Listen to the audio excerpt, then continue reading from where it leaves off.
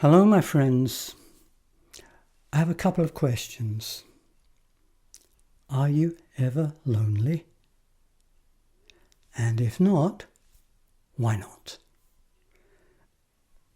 I don't mean you should be lonely. And I wouldn't ask if this were not one of the most fundamental questions you could ever ask yourself. Why? Because there are really only two reasons for never being lonely. One, the most common, is that you have well-established ways of avoiding or saving yourself from experiencing loneliness.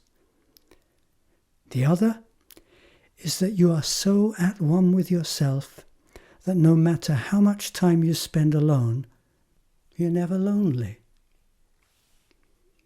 I want to address all three states: loneliness, avoiding loneliness, and being alone. And I certainly don't just want to give a lecture. I do have much to say. But for those of you who are interested, there's a follow-up how-to podcast that'll guide you into actually experiencing for a few minutes all that it means to be contentedly alone, and that teaches you how to get there. It's a simple practice that you can use not only to deal with loneliness, but as a way to reconcile with any aspect of your feelings and inner states that you dislike, avoid, or just don't know how to handle. So it's something that can enhance every aspect of your daily life. Not just when you're on your own, but also whenever and however you're engaging with other people. And it puts you at your best too when you're confronted with one of those testing situations that just come with the territory of being alive. So, maybe you are lonely. Maybe you're aware that you have ways of avoiding being lonely. Maybe being lonely doesn't so far figure in your life, but you know that it could. And maybe you're just curious. In any case, I'm inviting you to come along with me. The first thing to understand is that being alone is not just different, but is actually the opposite of being lonely. Just listen to the word alone. It's made up of two words, all and one. If you bring them together, all one becomes alone. And this is the essence of aloneness. To be alone is to be all one with all that you are. It means there isn't any aspect of yourself that you're afraid of, that you avoid, that you're cut off from. You have no quarrel with yourself. So you're as much at home, for example, with feeling sad or vulnerable, apprehensive, confused, angry, hurt, as you are when you're feeling happy, ecstatic, full of desire, in love, or simply peacefully still and silent. In other words, you've learned to be friendly with whatever you're feeling. To be lonely is to be unhappy with whatever you're feeling. We'll go fully into that in due course. It is unfortunate that alone and lonely are casually used as though they mean the same. I feel so lonely. I feel so alone. When really, they're best used to signify opposite states of being. Because lonely is isolated. Alone is totally connected.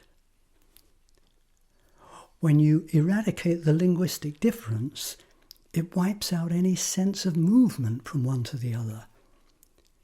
It erases even the question that there's a way to get from the unhappiness of being lonely to the inner harmony of being alone. So let's take a good look at all that this state of aloneness gives you. When you are one with all that you are, you can't help but be present. And it's this that really defines the state of being alone. Everything in you is awake and receiving all that is here now. And this applies whether you're completely on your own, even against your wishes, like in this period of social lockdown. Or you're enjoying the company of your friends and family, or handling a difficult situation with someone or other, or challenging yourself in some extreme sport, or making love with your beloved. In any case, no matter what's going on, you're naturally present to yourself, and you have a very rich experience of all that is happening here and now. So you're not just vaguely present. You're not busy thinking. You're not preoccupied with mind trips that keep you running around a few cubic centimeters of grey matter up in the attic. You're not cut off from your body, your senses and feelings, your heart and soul, and from the here and now world around you. Most important, you value and allow yourself all your feelings, because they are what keep you in touch with yourself and with life as it's happening. How much you choose to express is going to depend on the circumstances, but you're always connected with your feelings. You listen to them. You appreciate their aliveness in you. You respect how they stir and move you. And living like this, with all your senses and feelings awake and receptive, you are fully switched on. Turned on says it better, because as well as functioning at your most intelligent in relation to what is going on out there in your world, you're in a trusting friendship with yourself. You like being you, which, by the way, gives you a naturally vibrant presence and makes you likable to others. All this is what it means to be alone. And if you do any time get stressed out, which can happen to the best of us when things get too oppressive, well, you know how to make friends with your distress. You know how to bring yourself home and whole again. You know how to come back into being all one with all that you are. It follows that to discover this quality of aloneness and be happily at home in it, you have to make friends with whatever you're not in friendship with. Otherwise, you simply cannot be all one with yourself. And my hope is that this talk gives you a sense of how to bring this about, and if it applies to you, how to find your way from loneliness to aloneness. Now, I promise you the journey itself is fascinating and rewarding enough for you to make it a part of your everyday life. And who knows, maybe you've already experienced the wonder of being alone. If it only lasted a few moments, you may have given it no more than a, wow, what was that? I do actually remember the first couple of times I ever had this experience. They were both in my childhood, and I'll just tell you about the second one for now. I was 11 or 12 years old, and I was singing in a church choir on Sunday evening. And as we sang, my gaze was drawn to the golden glow of the sunset through the stained glass windows at the far west end of the church. And no matter the choir and the congregation, suddenly I found myself joyously alone.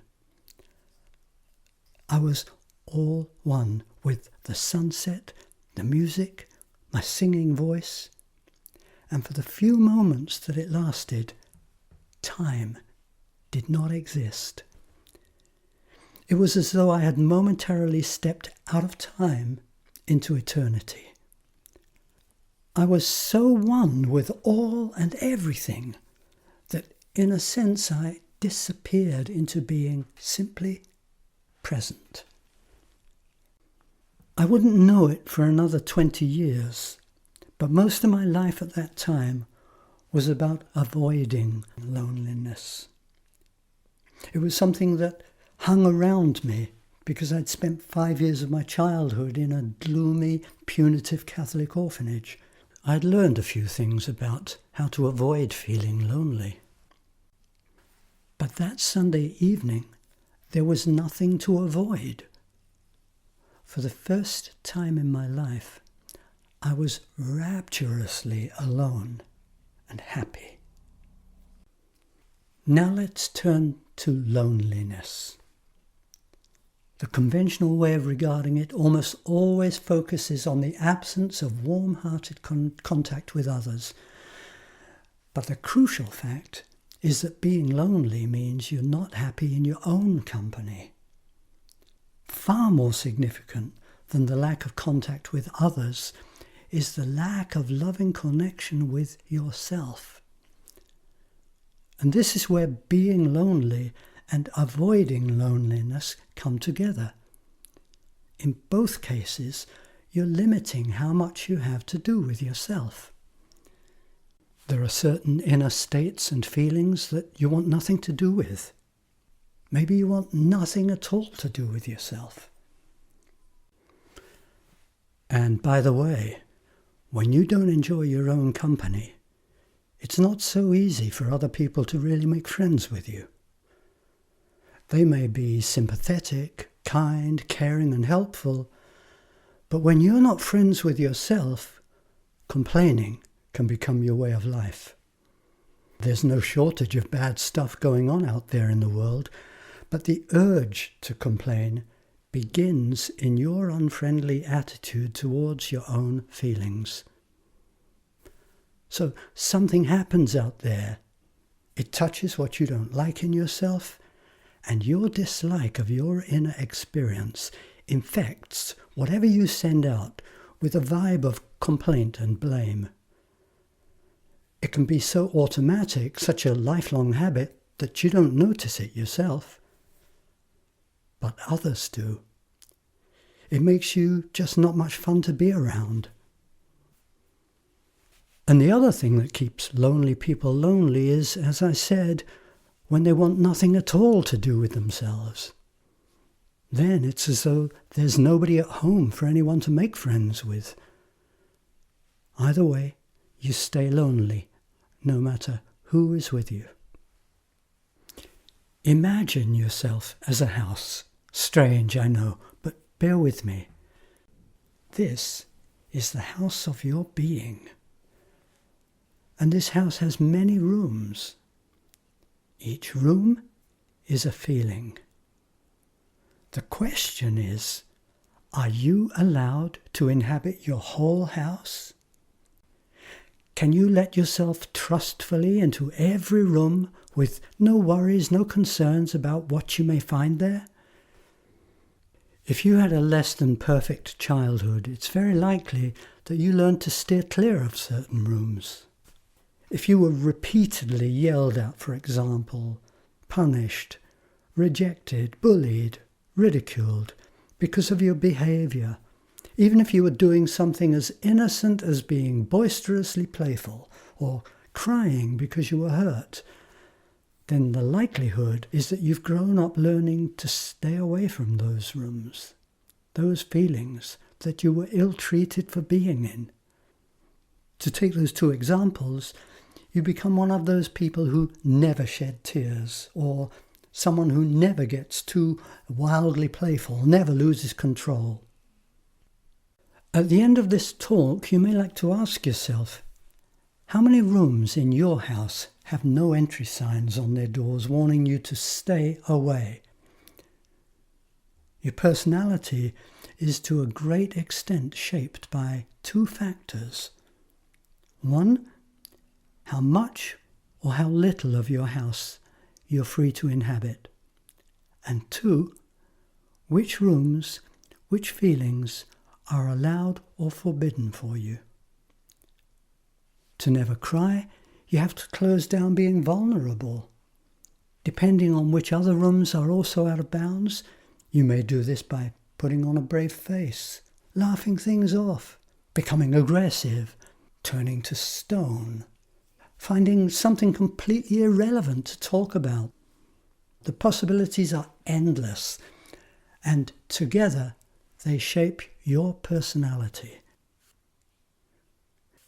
If what you learned growing up was to be a good boy or a good girl, and to always behave yourself because then you would be loved and rewarded, you may never discover your wild side, never let yourself dance like crazy.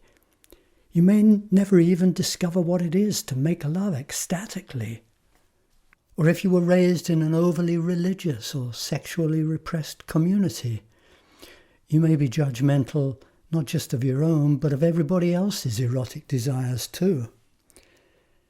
If you grew up afraid of being judged or criticized, there may be any number of rooms you don't like to enter. And the result of that, you spend your life being invisible, a non-entity to yourself and to others. What it comes down to is that the more no-entry rooms there are in your house, the less of you is being lived. The less you feel, and the less you are. What this does is, of course, restrict your capacity to experience life, because it closes off the senses and sensibilities through which you receive any and every experience. Then what's left? Well, you can always think about it, like we were all taught to do in school. It is how many people live. And when there are rooms in your house that you don't want to enter, you tend to live with a certain guardedness to make sure you don't accidentally fall into one of them. When it's like this, you're not naturally free and easy. It's what makes alcohol and drugs appealing to people. They take the edge off. They help you relax more, may even help you to allow more of yourself, at least until their effect wears off. Loneliness has a mean side to it that can take people on a downward spiral into depression and hopelessness. Because when you want little or nothing to do with the house of your being, it becomes dreary. And that makes you want to have even less to do with it. It's so forlorn, you just don't want to go there. The result is you get to feel really abandoned because you've really abandoned yourself. Your house may even have a no entry sign on the front door. This may also be true of people who never feel lonely because they've learned how to function in the world, sometimes very successfully, while having little or nothing to do with their real feeling, sensing inner life. This is why it's worth asking yourself whether you've structured your life so that you never have to meet what is behind certain closed doors in the home of your being. Because whether you know it or not, you're limited by what you've shut off in yourself. The more that is closed off in you, the more isolated you are from your authentic being. You remain an unknown not just to other people, but above all to yourself. You may become one of the world's great pretenders. There are a lot of them out there. You never consider yourself to be lonely. To the world, it looks as though you're very engaged with life. And in a way you are. So much so that you never have to know the magic, the mystery, the dark and the light of what you're missing. The light will come to in due course. The dark is how you will feel if all your avoidance strategies suddenly fall apart and you find yourself in your home facing all your closed-off rooms, or even worse, out in the cold facing the no entry sign on your front door. This is loneliness. It's how you are at your core when you're cut off from significant parts or all of yourself. It can take something beyond your control to bring you to your core. The death of a loved one, your life partner walking out on you, losing everything in a stock market crash, fighting for your life through an accident or illness, your working life upended by coronavirus. There are countless devastating scenarios that may bring you where you thought never to find yourself, an outcast from your own home and too afraid to go in and meet what you may find there. Consciously or unconsciously, you've constructed your life to save yourself from ever feeling lonely, and of course, from the feelings hidden in your loneliness. But now, bereft of everything you've wanted nothing to do with in yourself, you encounter your loneliness. In your absence, because of your absence, it was always there. You could say it was waiting for you to show up. And what a moment this is in anyone's life. What are you going to make of it? Catastrophe or homecoming? It's up to you. Here you are on the threshold facing all that you've never befriended in your feeling life. All that you dislike, judge, fear and reject in yourself. What a momentous choice is yours. You can turn your back on yourself, find some kind of refuge, you probably already know what it is, to save you from yourself until you're able to get back to business as usual. You can wipe yourself out, literally or metaphorically, putting an end to your life depending on whether you want to be dead or just deadened. And are the deadened who are still in their bodies any less tragic than those who checked out for good? Or you can do the truly heroic thing. Come home, open the doors, and embrace all those demons you've been brought up to believe are lying in wait for you. Because when you embrace them, what you discover is that they aren't demons at all. Far from being scary, bad, evil, they become what they really always have been, your friends and allies. Feelings, energies, inner states that are as valuable to you as your eyes, your heart, your limbs. The way you come to like yourself more and more is by daring to enter each of those forbidden rooms and make friends with what you find there. Let's take a look at the very common, socially accepted and even applauded ways people keep themselves occupied each and every day without ever questioning what keeps them so busily engaged. Now, none of these are in themselves loneliness avoidance habits, but as I describe them, you can ask yourself how you might feel if suddenly they weren't available, and you can draw your own conclusions. Number one is so normal, you may be inclined to dismiss it without a second thought, which is exactly why you shouldn't. Words. Whether we're chatting, having serious conversations, arguing, debating, explaining, writing, singing, thinking out loud, talking to the wall or into our smartphones, or thinking inside our own heads, the most common way of keeping ourselves constantly engaged is with our use of language. Check it out. How much time have you spent today not busy with words? The possibilities that spring to my mind are laughing or crying, because both can take us into a state beyond words. Another, of course, is coming into one of those rare moments of all oneness, where you're sublimely alone in the universe. And right up there with language, and for some people it takes first place, music. For me, music and language are the two most awesome attributes of being human. and I'd be hard put to say which I treasure more. And like language, music is everywhere in our 21st century lives. And I know, as you probably do, people who are never without it. Are you happy without music? Can you abide silence? Can you delight in silence? Do you have a sense of choice between music and silence? Or are you compulsive about music as much as you may be about words? And if so, what does that say to you?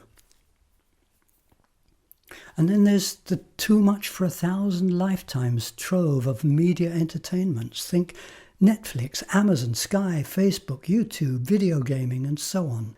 They draw us in, indeed, the way I hope this talk is drawing you in.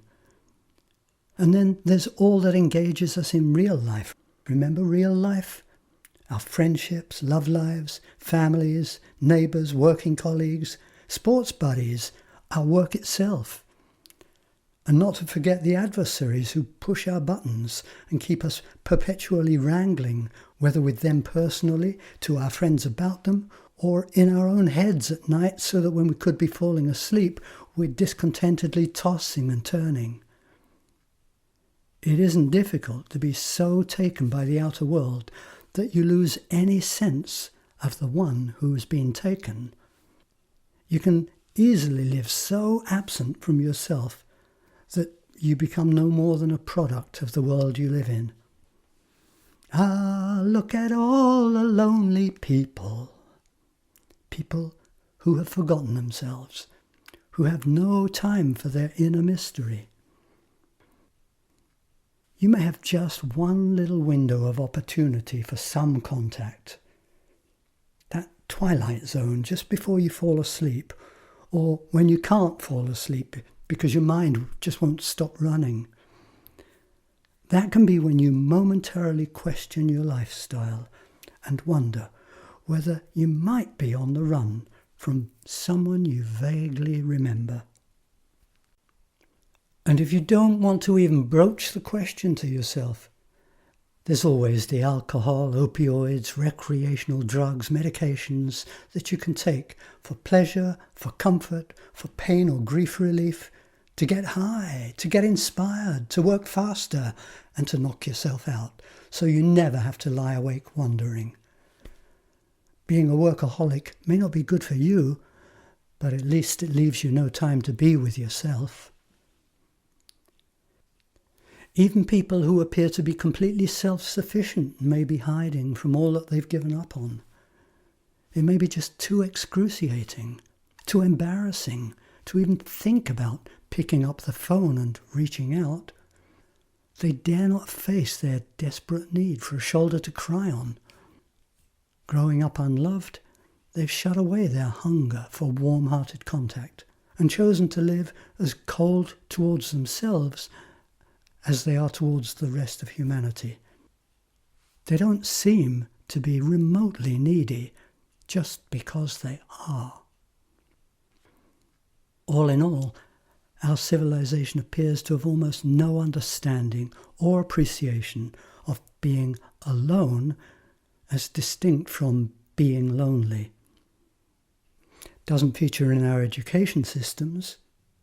A real education would guide young people into befriending and cultivating all their personal attributes, including, of course, their feelings, so that they grow up liking themselves, in love with life as an ongoing learning and awakening adventure.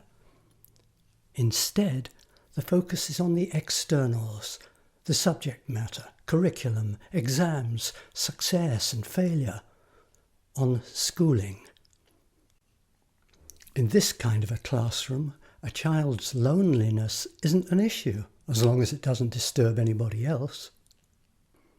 And meanwhile, our media saturate us with every conceivable external attraction. What would happen, I wonder, if suddenly the internet and all digital phone and computer communication disappeared? How many people would find themselves confronted with their loneliness? And of those, how many would then dare to see how their lifestyles were designed to shield them from it. It isn't only the transparently lonely people, the depressed, the hopeless, the old and the young ones who are pining for warm and friendly human contact, who live cut off from their rich inner being and can't therefore cherish their own company. And given the misery of loneliness, it's no wonder that we set up our lives one way or another so that we're too occupied to even imagine it for ourselves. So, which is preferable? Being lonely or living in the hope that you can always outrun it? In the only way that really matters, they're the same. Both conditions are saying, I don't want to love myself. I refuse to make friends with who I am. I don't even want to meet myself. If your deepest wish is to be one with all that you are and to celebrate fully the gift of your being, this is what you have to turn around. You have to go in and meet, reclaim all that you've shut away in yourself. You have to embrace your demons until they become your allies. When you do so, you'll never again have to worry about being lonely. And it's not that people who are living lonely lives don't need warm contact with other people, but just providing that only bandages their wounds. It does nothing to heal their loneliness any more than all the uppers and downers can heal people of their anguish when their avoidance strategies are wiped out. When a lonely person makes friends with all that they're having nothing to do with in themselves, a miracle happens. Instead of being depressed, hopeless, stoically enduring, or complaining, pathetic, needy, begging, suicidal, they begin instead to radiate their friendliness with their inner life. Learning to like themselves, they discover how rich they are. Discovering how rich they are, they like themselves. And now, whether they are alone or in the company of others, they are alive in a vibrant way. They are all one with themselves. So, the million-dollar question, of course, is how do I make friends with what I've shut away? The great irony of being lonely is that there are no bad or useless rooms in the house of your being. You learned to close them off for no good reason, only for unkind, unfair and unloving reasons that were employed to restrict you, to control you, to ensure your conformity or obedience, even to drive you entirely out of yourself. If you can find the trust and the courage to go into those forbidden inner spaces, the first thing you're likely to feel is what you've been taught or driven to feel. Afraid, or maybe just nothing. Either way, keep being there. Feeling nothing is for some people the last defense against feeling afraid. If that's what's going on and you're willing to engage with it, and in the following podcast I will be showing you how, you begin to feel more and more. Even nothing becomes an absorbing inner exploration if you give yourself fully into it. If on the other hand you do feel afraid, dare to adventure with it. When you let fear come alive in you, it may turn into excitement. Your heart pounds, your senses are electric, your palms sweaty. You certainly feel alive. And that's not the only possibility, of course. You could just as well find yourself becoming more and more relaxed and peaceful as you embrace your fear. All that matters is that you keep making friends from moment to moment with whatever is happening in you. In doing so, your fear gradually dissolves. And as it does so, you find yourself reconciling with the feelings and sensations that up to now you've never been able to accept and appreciate. Maybe they were so shut down that you didn't even know they existed in you. Befriending and allowing them may bring all kinds of insights and revelations about how you've been living your life. Reconciling with your entire inner life can be daunting if there are things you've shut down or locked away that feel just too traumatic to open up. Understand, befriending is still the only way to become one with all that you are. But when it's like this, it's naturally better to go the journey with someone you can trust to be with you in a supportive and not intrusive way. Their presence is simply to help you trust your journey of self-discovery. In any case, in the end, what matters is not the thing that happened, the thing that you experienced. No matter how awful and traumatizing it may have been, what matters is all that has caused you to fear, reject, and shut down in your feeling life. If you were hurt, abused, violated, whatever happened came from out there. It belongs to the perpetrator. It's how it impacted you that belongs to you, and it's this that needs your befriending. Your real healing happens through daring to embrace your outcast feelings. It can be very challenging, and sometimes it's easier than you ever imagined. In any case, when you choose to make friends with that which belongs to you, you reclaim precious inner qualities, each one a resource that enhances how you experience life. This is so important. Every feeling, every inner aspect you befriend brings you more of you. Let's stay with the example of being sad. To enter this room, your sadness, simply means that when something sorrowful happens, you allow yourself to feel sad. The first thing you may have to do is overcome your resistance. Hey, you don't like what's in this room.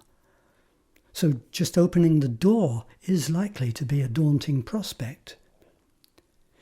It's understandable, familiar too, that your first move may be to avoid any contact, never mind making friends with what's in there. And you've certainly got your strategies available. I'm too powerless to handle this. It's too much. It's too depressing. This is pointless. This isn't real. No, I don't know how. I'm useless. Or you can call up disdain and cynicism. This is stupid. I don't need this. I'm way beyond all this. They're all just avoidance strategies kicking in so you don't have to feel what you dislike in here. They're ways to save you from yourself. Of course, you can just shut the door and leave. You can also go in and fake it, act as though you're befriending your sadness so you don't have to really feel it. Squeezing crocodile tears out of your eyes, flooding the room with wailing complaint, turning yourself into a tragic victim in the hope that others will give you the love you won't give yourself. Befriending is very innocent. You're not trying to get something out of it. Trying to get something is just you not letting it be. Here's something worth noticing about being sad. When you cry, when you're upset, do you go into complaint mode? Because if you do, it means you're not friends with your sadness. It means you're resentful of it, because complaining is always resentful. Oh God, I've cried enough. It doesn't matter who or what your complaint is directed at. And it's not just about being sad. Every time you complain, you put yourself in a resentful state. And the thing is, complaining is so acceptably normal. Here's a little game for you to entertain yourself with. Just start catching every time you complain. Better still, make an agreement with your partner or your best friend. A competition to see who can catch the most complaints in the other each day. You may be shocked at how automatically you find yourself complaining. Oh, it's raining again. Oh, damn it, I just complained again. And on it goes. It can really drive you nuts. And it can dramatically change your life for the better. Let me repeat, because it's so important. Befriending your experience is not about liking what is going on out there in the world. You may or may not. Life brings the good, the bad, and the downright ugly. What matters, what makes a difference, is being friendly with the feelings it touches in you. And the reason to be friendly with them is because they are you. They are the weather that is happening in you right now. You can be friendly towards your inner weather, or you can reject it. If you reject it, you're cutting off a part of your nature, your essence. You're investing to a greater or lesser extent in your loneliness by saying, I don't want anything to do with this aspect of myself. What you need is a way to authentically befriend all your feelings and inner experiences so that you can take up trusting, appreciative residence in your whole being, so that you can celebrate your all-oneness and fully enjoy being you. Thank you for listening. And if you'd like to learn the befriending practice, it'll be available from July 15th as a podcast called Making Friends with Yourself. You'll find it on the Art of Being Facebook page, on our website, and on YouTube. Our website will, of course, tell you all about Art of Being workshops and also about Zoom meetings that you may be interested in joining. In the meantime, be well, stay safe, and bon voyage.